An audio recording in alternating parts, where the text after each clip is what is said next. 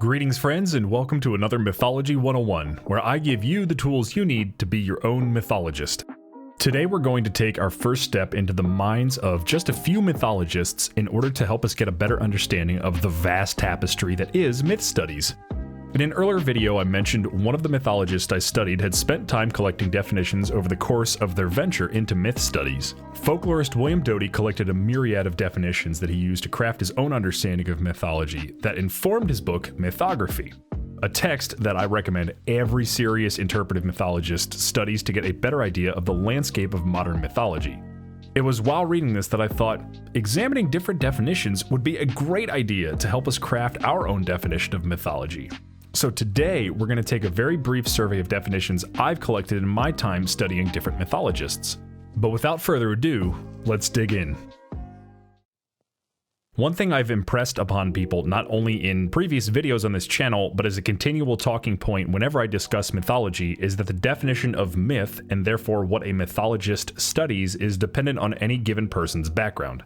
So a psychology-minded mythologist will have a different idea as to the subject of their study as compared to a riteological one, while a scientific anthropologist will look at different factors compared to a semiologist, and so on and so on. My personal view though, and the one I would argue any modern mythologist should take, is that mythology is an interdisciplinary study. And because I view mythology as an interdisciplinary subject, let's start with an interdisciplinary definition from Elizabeth Baton in her work The Magic Mirror: Myth's Abiding Power. Baton defines mythology as the means by which we indicate to ourselves the range and scope of human being proper. Myths are human creations that, in effect, create the boundaries of human nature. For Baton, myths denote what is other than humanity, that is, what is set away from humanity's bounds. Myths create accounts of things that go beyond the human ability to perceive and create themselves, like gods, cosmologies, heroes, etc., and then placing humans within those boundaries to show where we can be affective. Then we, as humans, know what we can and cannot do. We know where our beliefs and understanding come from, and how we relate to each other as well as the greater natural world around us. Baton's approach is an interdisciplinary one, pulling from other myth authorities such as James Hillman, Ernest Cassirer, and Roland Barthes. She creates an approach that combines multiple views of myth into a very different one, referred to as a patchwork quilt of sorts, where it takes all the different approaches together to come to a final conclusion as to the nature of myth. And this sort of interdisciplinary approach is one that I believe all mythologists should take, lest they pigeonhole themselves into a singular approach and mindset, thusly missing key important concepts that could help our assertions. Baton's interdisciplinary approach works in a manner that can yield a multivariate conclusion about the different kinds of things myths posit. The idea is that there are tons of different things that myths can show. The opposite stance would be a more universalist one, in which myths can be placed into a static framework of understanding that, despite their variables, leads to a more rigid truth or idea. In fact, one of Baton's patchwork quilt pieces that she uses, Mircea Eliade's work, is just that. Mircea Eliade presents a solid example of a singular perspective where myths, and therefore their study, can be understood through a skeletal framework of plugging in certain factors. Eliade defines myth as a sacred history that is a primordial event that took place in the beginning of time. The myth, then, is the history of what took place in illo tempore. For Eliade, the point and focus of all myths was to recall to their adherents what had happened in a sacred time of the gods and heroes. Reciting or reenacting that myth conjured up the importance of those events, which helped to re-establish the importance of particular cultural practices. Eliade's understanding of myth is formulaic. It posits that a myth is meant to be engaged with, either read, reenacted, or recited, and this would renew time itself for its adherents. All myths worked in a cyclical manner. In fact, some criticism against Eliade is that his understanding of myth is too formulaic, to the point of neglecting other factors of myth. And while I completely agree, like Baton, we can still pull something useful from Eliade's studies nonetheless. To reject Eliade and other universalist themes like his is to throw out what could actually be fundamental ways to examine myths. Luckily, we have the benefit of hindsight and decades of critical analysis to separate the wheat from the chaff, as it were. Take another mythologist with a universalist notion, that of mythology darling Joseph Campbell.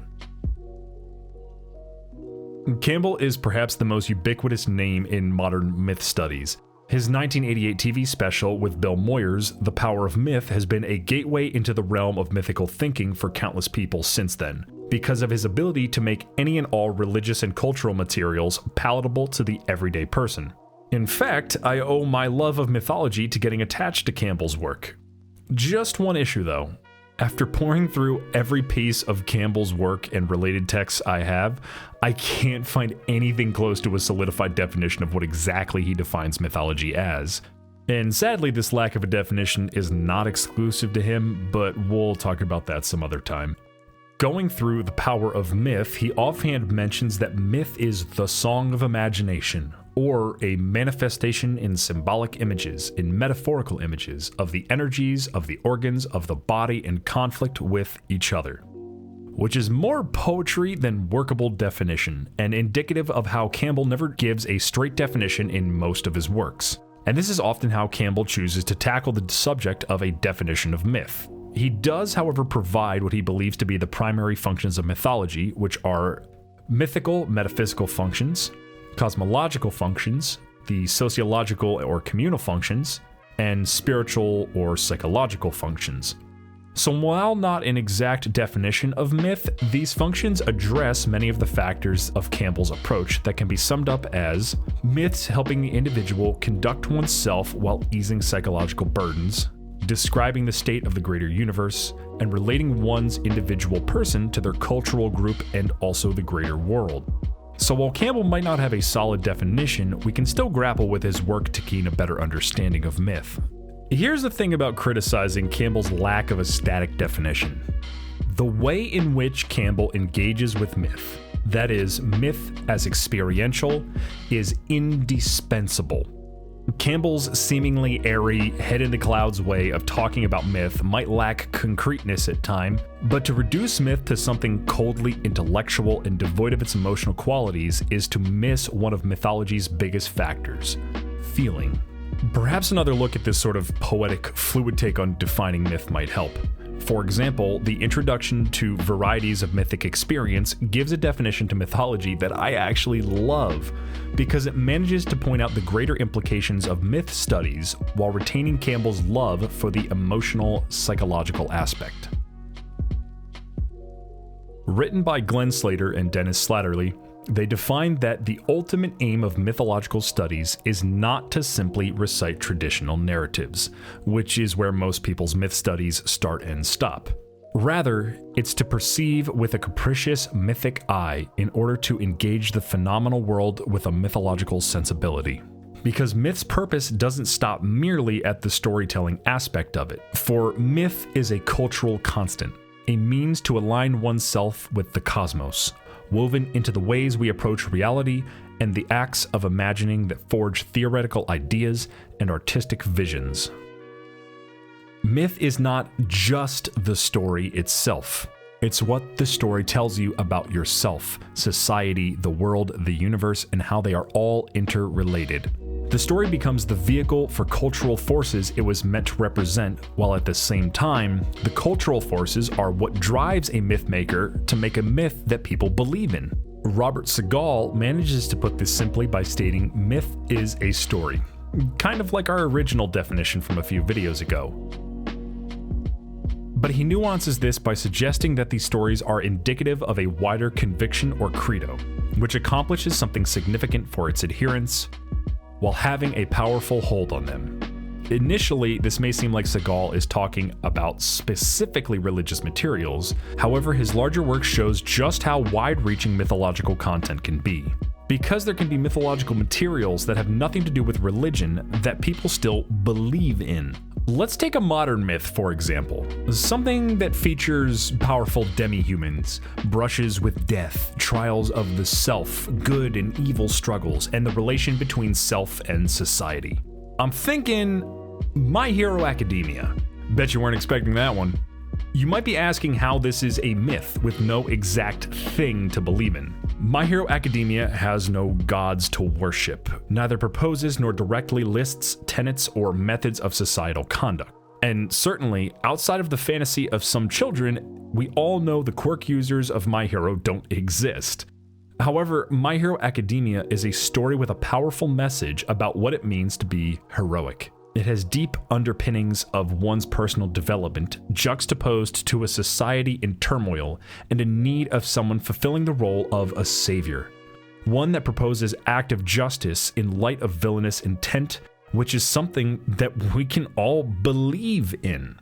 Which shows that belief need not be dogmatic or doctrinal, but can simply be a commitment to a cause or a concept. Over the last few videos, we've covered quite a few factors of what to consider in a definition of mythology, including personal growth, cultural values, cosmological implications, narrative elements, belief systems, structural elements, psychological implications, linguistics, methodology, and many more factors. The question is, if we're going to craft a definition of myth that is all-encompassing of these, one that includes not only the factors we've covered in this video, but from the myth studies field at large, what might that look like? Well, folklorist William Doty has an answer for that in his definition crafted from a lifetime of research that I will now recite to you at length.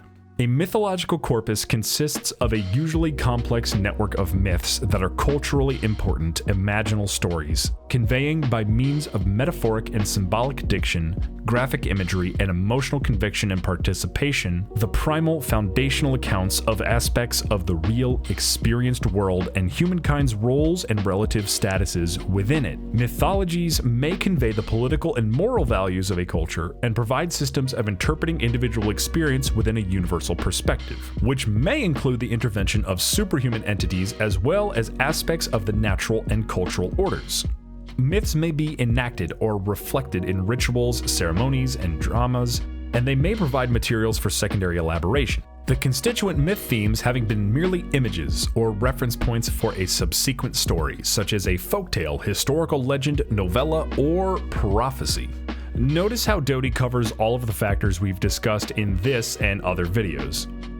He talks about the different ways myths affect people who partake in them, how they're simultaneously personally and culturally significant, how myths can show the way the individual, societal, cultural, global, or cosmological orders are aligned within themselves and each other, how myths aren't just words on a page but can be lived, enacted, and reenacted in graphic or performed forms. Also how myths, which might not be true stories in themselves, reveal some kind of greater truth attached to the implication of the narrative. The only thing missing is one of Doty's main points that he brings up throughout his work, which is that myths change over time. They're not static historical pieces, but living stories that evolve over time to fit a society's needs. There's quite a lot more to be said about Doty's definition. There's quite a lot to say about all of these definitions, but I think you get the picture for now. So now that we've surveyed mythology definitions from both dictionary sources and sources from within myth studies, it's time we started setting our own definition of mythology that we're going to use for the rest of this channel so that we're all on the same page. One that manages to keep in mind all of what we've talked about while leaving us open to the infinite possibilities within mythology. But that's gonna have to wait until next time. As always, make sure to subscribe for more mythology videos, drop a follow on my other social media to stay in touch, and stop by the Twitch channel to check out our schedule and join in on our charity streams. Every stream we do is always dedicated to a charity that we change up every month, and then I do nifty challenges based on how much we raise. So there's always something fun going on there. I'll play you out with a little clip to give you a feel for how things go over there. But before I go, I submit this to you. Mythology is a vast subject with proponents and practitioners in a myriad of fields that range all across academia. This, reflected by the different approaches to myth of each practitioner, means that we as mythologists have a limitless ocean of possibilities to not only learn about, but to discover new ways of looking at the stories of our world. Until next time, be well and be loved, my friends. Haley, I'm sure that you love bivalve mollusks. Gross! That's not nice, man. It was really trying to come out of its shell.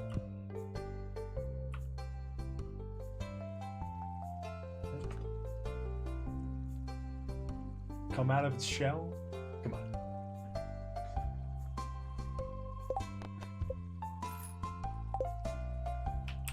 No one?